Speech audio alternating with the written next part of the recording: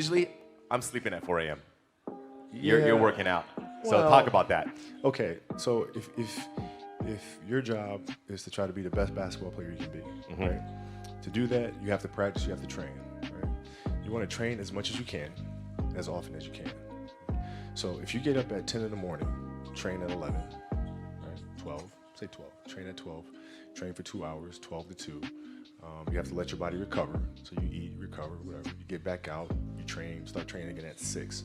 Train from 6 to 8, right? And now you go home, you shower, you eat dinner, you go to bed, you wake up, you do it again, right? Those are 2 sessions. Right, now imagine you wake up at 3, you train at 4, you go 4 to 6, come home, breakfast, relax, blah, blah, blah. Now you're back at it again, 9 to 11, right? You relax, and now all of a sudden you're back at it again, 2 to 4, and now you're back at it again, 7 to 9. Look how much more training I have done by simply starting at 4.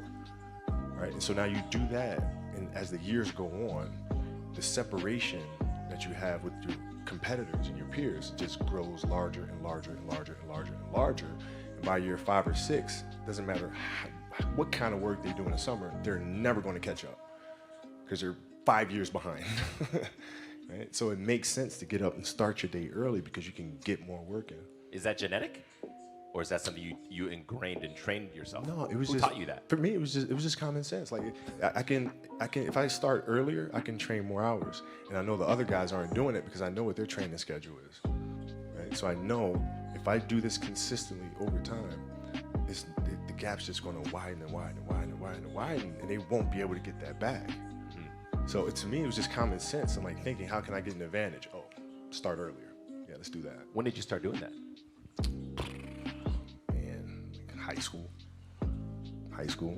My first class in high school was 7:45. I used to get to the gym around 5 a.m. and I'd play before school.